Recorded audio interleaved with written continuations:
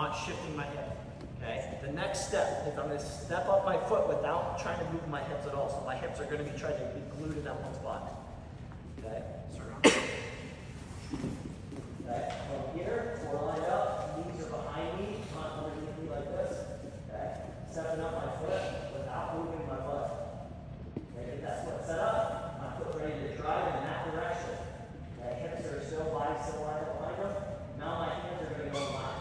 But I don't go with my hands until my body's in a really good position. Foot set. Okay? Now my hands on the belly, squeeze the belly, wrap the elbow, and my elbow wide.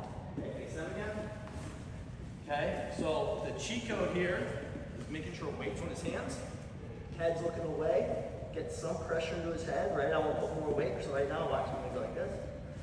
Right, just a little shift with my head. Put weight down in his hands. Okay, my foot steps up. Hand goes on his belly.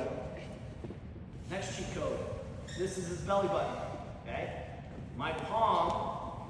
Why would I utilize, if I'm putting my hand on his belly button here, right? Why would I put like the beginning of my fingers, right? I want as much as I can, so I'm gonna put the lowest part of my palm on his belly button, right? So I'm getting more of a tight waist on. The ref might call you a little bit, so you might have to slide back a little bit, especially if you've got big hands, right? But still, make the benefit if you can. Slide your hand farther instead of shallower, okay? So my hand, instead of going here, is gonna slide farther. Right, so right now the bottom of my palm is on the belly button. Okay? The next thing is my elbow stays wide. If my elbow's like this, it's going to be like this chop. Or I have to go here before I chop. So I'm just going to start here. Right? Next thing is, what's more important? The chop or the thigh prime? I hear a mix of both, right? And that's usually the answer. Okay? Well, I want you to see, I'm just going to use each one by itself. So I'm going to put my hand behind my back. I'm going to do the move like I normally would with a thigh pry and a chop, but without the thigh pry. Right? Me chopping his arm doesn't do anything because it doesn't control his weight. Right? Yes, the chop is beneficial, but it's not going to be as important as it would if it just did a thigh pry. So right now, I'm going to not chop his arm, I'm going to just do a thigh pry.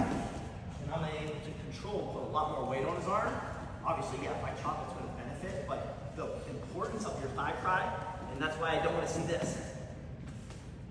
Okay? The next thing is your head to your hand is going to be a crowbar. Right? You guys know what a fulcrum is? You can tell me what a fulcrum is. Fulcrum? Anybody?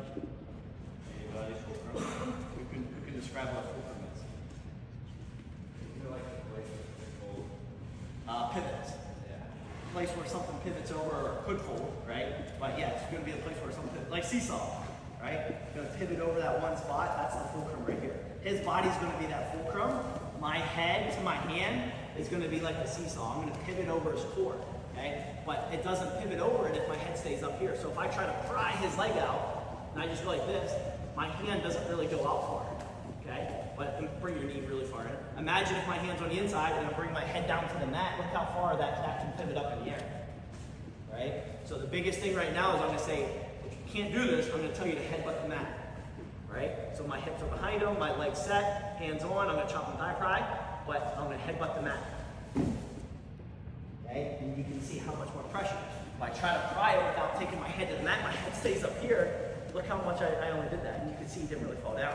He's not giving me any different of a fight than he did as if I went here with my head down the mat. Okay?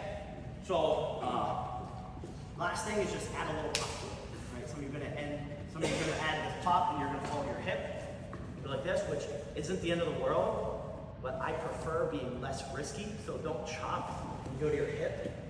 I like less risk, so I stay on top longer. So I'm going to pop my knee out to the side, catch myself.